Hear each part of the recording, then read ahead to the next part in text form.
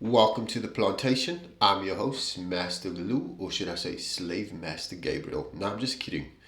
Nonetheless, it was a wonderful sporting weekend. Congratulations to the All Blacks for defeating South Africa. South Africa did indeed put up a fight, our national pride, our Springboks, and it was a well deserved match. And also, kudos to the All Blacks for keeping their record at Eden Park alive. That wonderful statistic of being unbeaten, if I'm not mistaken.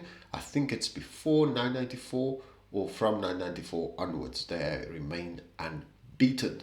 Nonetheless, South Africans, Springboks, you did us proud, and it was a well deserved fight that you put up in the end. In relation to what is currently happening in South Africa, in my previous video that I uploaded, I also spoke about the land reform in South Africa and how it is affecting the economy as well as the ownership structure of land in South Africa. Now, this forms part of a continuation of previously uploaded video on land reform. I'm also going to focus on the economy and also what I think is actually going down in South Africa's economy. Now, let's have a look and let's unpack a few things. Now, not too long ago, I was sitting down and thinking to myself, what makes South Africa great? Now, there are a lot of things that make South Africa great. We have a pristine coastline, we have beautiful cities, we have beautiful nature. We also host one of the world's, if I'm not mistaken, one of the world's 8 wonders. And we also have a city that keeps popping up prominently as one of the best cities in the world, or should I say at least one of the best livable cities in the world, which is of course Cape Town. Now, as I spoke about our national pride, which is our Springboks, as we all know that Springboks do represent South Africa, the diversity of South Africa, as well as also the togetherness of South Africa. But let us not be fooled. According to our scholar and also esteemed critique, Dr. Ifatunde Umar Johnson, he mentions that we should not be fooled by the illusion of inclusion, where privilege creates proximity to white spaces while the majority still remain excluded. Yes, it is prevalent. It is prevalent. We should not fall for that particular sentiment and that statement whereby we think that certain spaces are inclusive of diversity by creating this illusion of inclusion. Whereas we do know that wealth in South Africa prior to 994 was built off the backs of segregation. This was built off the backs of exclusion and not inclusion. Let's just go back into history. Before 994, South Africa's GDP was growing phenomenally well. However, based on that GDP growth and based on the statistics that were made available at the time, South Africa's economy grew exponentially, yes, in the wake of international sanctions as well, due to the apartheid government defying human rights laws, or should I say violating human rights laws. We all know that a large portion of our billionaires, millionaires that have accumulated wealth through generational lineage and generational bloodlines, this was all acquired during the apartheid era. And as we know, in the apartheid era, most of the wealth that was accumulated was through segregation. Because one cannot in 2025 state that people should be appointed on merit and that merit equals wealth accumulation in the specific privileged class, or should I say the Caucasian community of South Africa. Under no circumstances does that dictate that those things were done on merit, because the forefathers as well as also the pioneers of multinational corporations, companies, etc., that have accumulated extensive and vast amounts of wealth, they were not acquired through merit, because there was a large portion of exclusion and also diversion. As you know, migrant labor was very apparent, and also lower class workers were placed in certain sectors and industries because that is all they were needed for. There was no form of critical upskilling, there was no form of critical skills transition or skills transfer taking place during the apartheid era, because the Caucasian and white elite wanted to remain steadfast in their control of the means of production and also in the ownership of the means of production. So we can rightfully say that the economy of South Africa, yes, did grow exponentially while under the apartheid government. However, that was through exclusion, segregation, as well as apartheid. Now we have to get that fact out of the way. Now, I ask these questions not out of prejudice, but out of a deep need to interrogate our history, our psychology, and the choices we continue to make. It is painful yet completely undeniable that our ruling party, the African National Congress, or as many know, the ANC, has caused long-term damage. Yes, I do not like the ANC, therefore I will critique them from time to time. And still, by every election cycle, we see citizens voting them back into power. Yes, we have the government of national unity, or the so-called coalition government, as many would say. Online debates actually descend very quickly into ridicule, labeling the voters as dumb. Now, we need to also understand why people are labeling the voters as dumb, but the so-called educated and privileged class of South Africa, they are repeating the very same cycle of expectation and disappointment. Because, yeah, those very same educated, well-learned, smart, articulate individuals that are stating or seem to know better are also supporting the very same expectation and also disappointment. So, who is dumb? The voter that keeps voting for the ANC, or the smart one that keeps repeating the same disappointment and expectation over and over, similar to the definition of insanity? You repeat the same thing over and over and you keep on expecting a different result. Now, in the earlier piece, as I mentioned about land reform, I also want to highlight this. South Africa as a country, we are not heaven on earth. We are not heaven on the African continent. Yes, maybe our brothers and sisters in the diaspora think that South Africa is heaven on earth for them. Regrettably, you got it all wrong. We are not heaven on earth. And I will tell you why. You cannot enter the borders of South Africa, a sovereign nation, without documentation and expect to bypass our laws in the name of human rights or social justice. As a South African, I cannot walk into another country without any documented papers, without the supporting documents that requires me a means of entry into that sovereign nation. So that in itself is a crime on its own. If you come to South Africa without specific papers, without legitimate papers that supports your point of entry into our sovereign nation and supports your point of entry into our borders, and you do not have the necessary documentation, that in itself is a fucking crime. So why cry, beloved South Africa? Why are we on this bandwagon of human rights?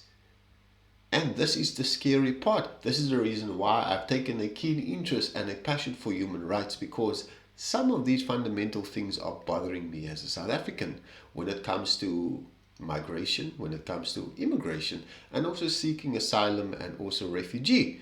Now, let's go further into this. I do understand our brothers and sisters. This is not about hate.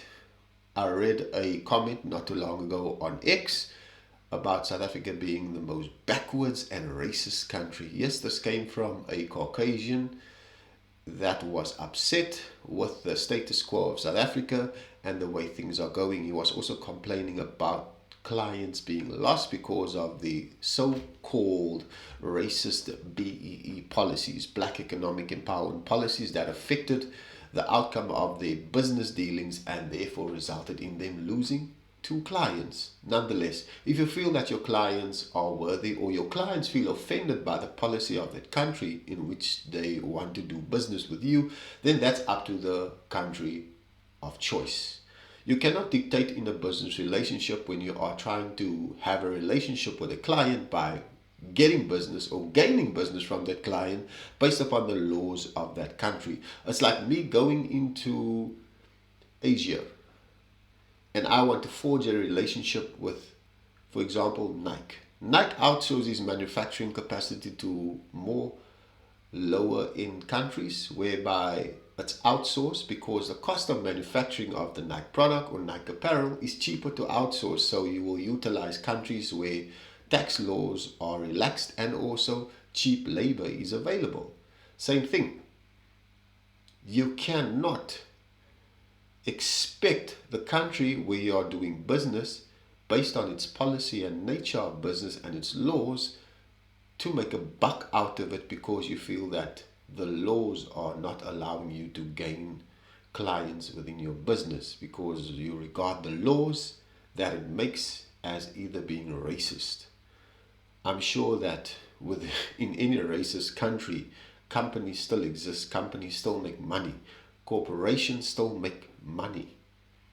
In the racist countries, in the so-called racist, under the so-called racist policies, they are still thriving, they are still making money.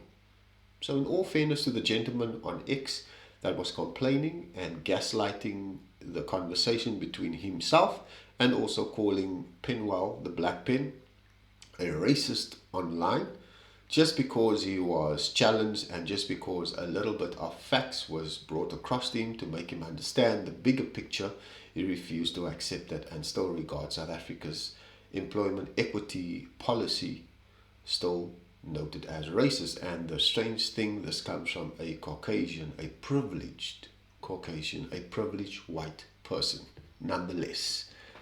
Now, like I mentioned to you in my conversation not too long ago, this is not about hate. It is about the principle, responsibility, and fairness towards our African brothers and sisters. Human rights remain non-negotiable. Let's get that right. That's non-negotiable. But they must also coexist with the rule of law and also the respect for borders. Like I said, I cannot go to an African country without sufficient documentation in place and legitimate documentation that supports my form of entry and reason for entry into that sovereign nation's borders. That is a fact. If I do not have sufficient documentation to support my reason for entry, then that is a crime in itself. That's the first rule of law that's broken. You're entering a country undocumented, that's already a crime. Now you're in that country undocumented, you then commit crimes, cause harm to the citizens of that country, and then on top of that, you do not want to go back to that fucking country that you left because you do not want to face persecution.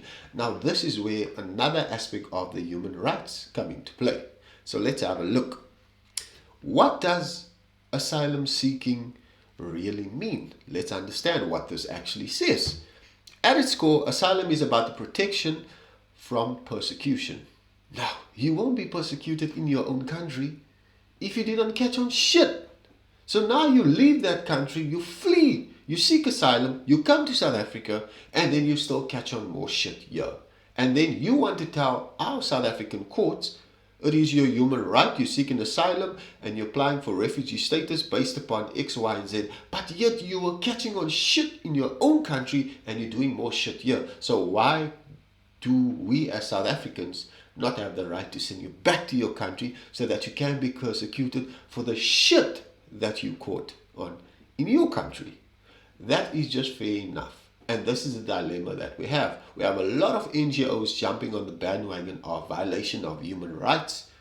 And our constitution allows certain privileges and access for all South Africans. But the preamble to the constitution clearly states that we the people of South Africa.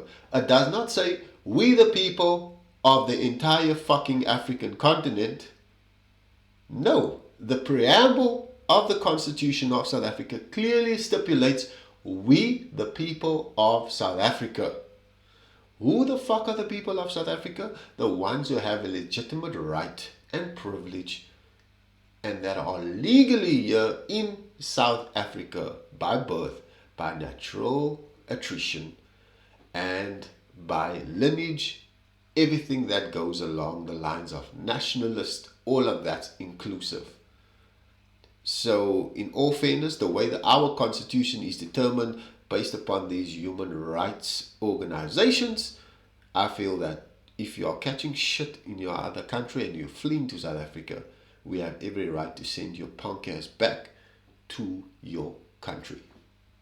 That is with all due respect. I'm not being prejudiced. I'm not being racist. I'm not being xenophobic. I'm merely a patriot. I'm a Pan-Africanist. I love my country. I love my continent. And I love the people in it. However, as Africans, we need to respect each other's laws. We need to respect each other's sovereignty. And we need to respect the right of passage into any country that you wish to enter and exit from. Now, further into that, according to the 1951 United Nations or UN Refugee Convention, they said seeking asylum does not state you must go to the country next door. How ironic. But rather that you should seek asylum in a country where you could have found protection. Often the first safe country you reach after fleeing your home country. Now this is interesting. That part where it says seeking asylum does not state you must go to the country next door. So technically, that means if you are seeking asylum, you don't go to the country next door. What does that say? That means if you are seeking asylum, you can basically go to any country. That's according to the United Nations Refugee Convention of 1951. Let's go further into that. South Africa, being a sovereign nation as it is, we actually apply the first safe country principle. In practice, this means that it is within our rights to refuse entry to any asylum seeker who has transited through other countries before arriving here.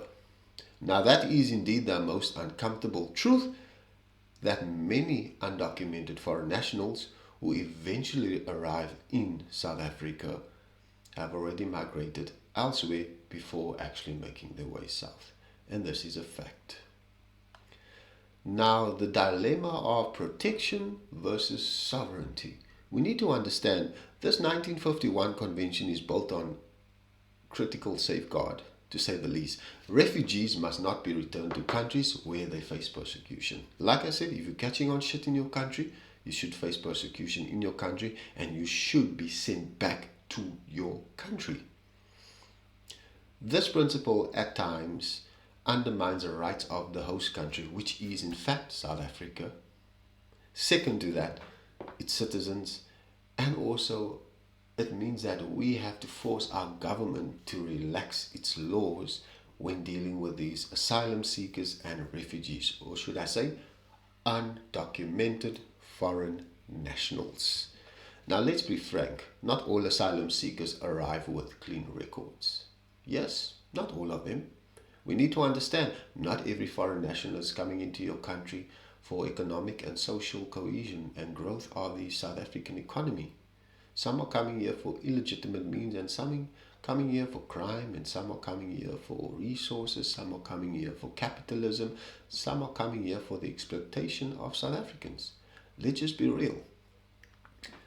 South Africa does not report to the United Nations. That's one thing we need to understand. As much as this United Nations 1951 refugee, well, what does it say? Refugee Convention states these things, but South Africa on its own, we do not report to the United Nations, and neither does the United Nations draft our constitutional laws. Let's get that clear. Now, further down the line, as I mentioned, with regards to land reform, social justice, immigration, and also asylum seeking and refugee status, I will include a link on how you can access the Refugee Convention that was done 1951 by the United Nations, and I will include a detailed analysis of what that means, because we have a scourge of undocumented foreign nationals in our country and we're facing dire problems. The problem is not South Africans being xenophobic. The problem is that we have an influx of undocumented foreign nationals committing crime in our country, and it's turning into a complete fucking circus that we need to deal with this as taxpayers, and we need to we need to face the scourge of the ongoing crime and onslaught on our country by these undocumented foreign nationals. Like I told you a few moments ago, not all undocumented foreign nationals come into the country for specific legitimate purposes. They also enter our borders for ill-gotten things. So the inequality part of South Africa's economy, let's try and understand. Now also, the refugee and asylum debate cannot be separated from the South African economy and the reality associated there too. Consider this. South Africa's Gini coefficient, this is the indicator that is used to measure income inequality, sits at 0.63. That is 2025 currently. That's according to the World Population Review as well as Statista South Africa market forecast. What this means is that 63%. So when you are closer to zero, that indicates perfect equality. And when you are closer to 1, that indicates perfect inequality. So technically South Africa, we are leaning more towards 1. So that means we are perfectly unequal. When we look at the economic growth trends between 2013 and 2025, as revised by the South African Reserve Bank, the roots of the inequality become clearer. Growth has been uneven, fragile, and unable to translate into a tangible, broad-based opportunity. The result? Persistent unemployment, fragile public services, and rising frustration among citizens. Now, this is the dual reality we face. Managing undocumented migration while wrestling with extreme inequality puts South Africa in a uniquely fragile position. So what do we do about it? On the one hand, we must uphold international obligations that protect the vulnerable. And then on the other hand, we cannot allow our sovereignty, security, and social stability to be undermined in the name of human rights. Frameworks that do not always reflect our lives, or should I say, our lived realities. The asylum debate is not just about compassion. We need to get that right. It's not just about compassion. It is about balance. It's about respecting South Africa. Protecting the persecuted must not come at the expense of undermining the very fabric of the host nation. That is a definite thing. Now, with regards to the linkage between the migration problem, or should I say refugee or asylum seeking problem, and undocumented foreign national problems, linking that to economy, that also creates a little few imbalances. We also need to understand what exactly have we done in 2021. South Africa's economy grew at a rate of 5%. Why was it different beyond that point? I created a waterfall graph inside Microsoft Excel documenting the period between 2013 up until 2025. Since 2022, the economy grew at 1.90%, then again at 0.70% in 2022, and then in 2023, 0.50%, and in 2024, my apologies, 0.50%, 2023, 0.70%, and then in 2025, it was revised by the South African Reserve Bank and forecasted at 1.20%. What went wrong since 2021? Are we blaming the failed policies? Are we blaming the failed ruling party that is causing long-term destruction to South Africa? Or are we blaming the so-called racist laws? What has been different since 2021? Yes, we do understand that the ANC has caused damage to the economy, but in the very same economy, there are two sides. You've got state actors and then you've got non-state actors. You've got private interests and public interests at play here. Because on the one hand, government needs to create an environment in order for businesses to thrive. On the other hand, private interest needs to thrive based upon the economic environment that government regulates. So in all fairness, The non-state actors and the state actors coexist alongside each other. It's a symbiotic relationship. Private business cannot thrive without government, and government cannot thrive without private business. So before we put the yardstick in the middle and blame either or before we go on the bandwagon as South Africans and say, yes, the economy is destroyed by high unemployment, underpinned by crime, underpinned by lack of education, lack of resources, lack of growth, all of that. Look at the opposite ends, state actors and non-state actors. Both are benefiting from the same level of chaos in South Africa, the slave master and the slave relationship. The slave that is the easiest is the slave that gets whoops the most. So we need to understand the relationship between private business and government. Because if private business or capitalists are going to say that, look, the economy is doing bad, we're not making enough revenue, we're not making sufficient profit, then government will have to take accountability for the bad trading environment which permits or allows private business to operate ineffectively. However, in that very same hostile environment, you still have private business thriving. In the previous mentions that Penwell said that South Africa is a company and we are just part of that entire company. We are the slaves within it. That is an absolute fact. We are the gatekeepers. And if we don't understand how the broader scale of the economy works and we want a seat at the decision-making table, we need to be involved in the primary part of the economy, which is agriculture, mining, which is a major contribution to our gross domestic product. That is very, very important. And in essence, that is how we're going to resolve the economy problem.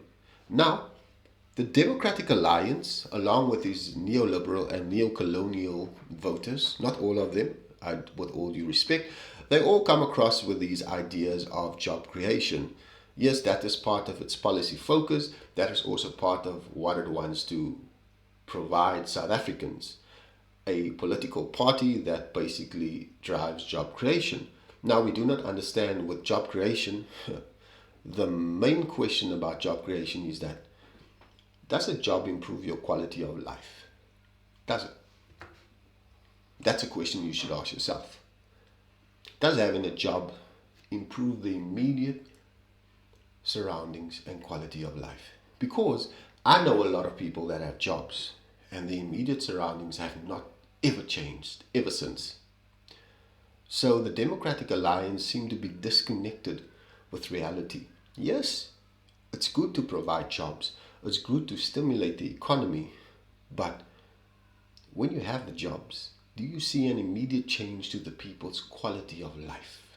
Because you can have a job and you can still have a bad quality of life. You can still be underpinned by all the socio-economic ills that are surrounding you whilst you have a job. And that takes me back to the very same concept of the slave master and the slave owner. That very same relationship. You're at the plantation, you're at the job, but you're still getting whooped by a slave master. Now that exact same thing of having a job, earning an income, does that correlate to an immediate change in your environment? Does that immediately improve the existing environment and improve your quality of life? Because I know people that are working that do not have a decent quality of life. That is the question that you should be asking. The income that you are being provided, does that equate to a decent quality of life? And yes, one of the focus areas from the Democratic Alliance is also black economic empowerment. They want to rid themselves from that policy and have a more inclusive labor legislation and policy put forward so that all races are equally included in the pool of resources and job creation. I'm not sure how that is applicable from a party that was built on the fundamentals of Afrikaner nationalism and also from the people that came through that are moved to the DA come from the National Party, which was a beacon of Afrikaans apartheid regime. So, how do you remove that psychology from a political party along with its policy objectives, yet that very same party, where it comes from the very same people that caused harm before 994? How are you going to achieve a coherent job creation and economic growth when that very same party comes from the very same representatives of the National Party? That for me is very contradicting. On the one hand, you want to say you want to create jobs and stimulate the economy through job creation and fight BEE, and then on the other hand, your former slave owners and slave masters, your apartheid leadership, they all come through the Democratic Alliance. They all stem from that conclave of people that were causing prejudice harm on South Africa by excluding a large portion of the populace and accumulating vast amounts of wealth. So I'm not sure if this particular objective can be achieved by the Democratic Alliance. Kudos to them if they are trying, but nonetheless, they have missed the mark on that. Job creation doesn't equate to a decent quality of life. And this is where the DA does not get the point. You can provide jobs to millions of South Africans and all unemployed South Africans. But if the quality of life does not change in that immediate environment, then there's nothing more that you can do. And then last but not least, like I mentioned to you, the myth around get jobs. And also we must understand inequality in its plain form. This takes me to this multinational corporation called Woolworths. Woolworths' chief executive got 80 million rand paid to him. 80 million rand paid to him on the premise of the company's profits are declining. So how do we state a chief executive of a listed company on the Johannesburg Stock Exchange gets paid 80 million rand payday at its annual financial results presentation, and in that very same stance we're rewarding incompetence? Yet the pay gap between the worker and the chief executive is just widening.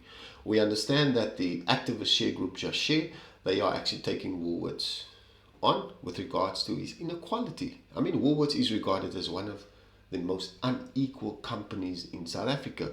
That is disgusting and shocking. And in the very same breath, how do you reward a chief executive 80 million rand, and in the very same breath the company's revenue declines? Now, I will include a link to the article. It was published by Business Tech. They will give you an overview of the declining revenues with inside the Woolworths Group and the reason or justification why the chief executive of Woolworths was supposed to be getting 80 million. I know what I can do with 80 million. There's a lot of lives you can transform in South Africa with 80 million. 80 million doesn't justify the incompetence of a chief executive that cannot allow the company to evolve or grow beyond its point, and neither can it allow new energy in and a new difference and a new way of thinking and doing business.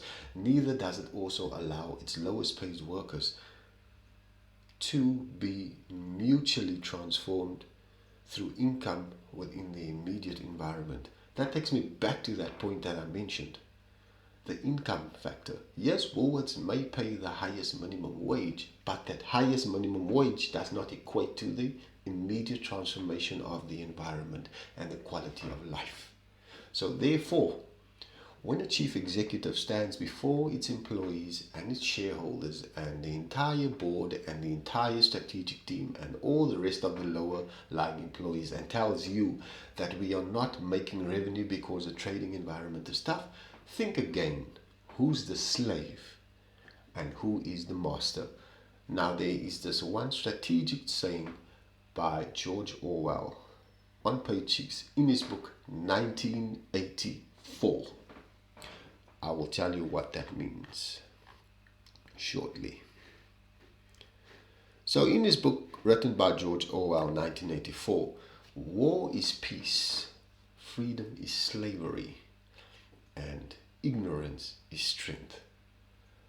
Thank you for listening. Thank you for watching The Plantation, and thank you for remaining a slave.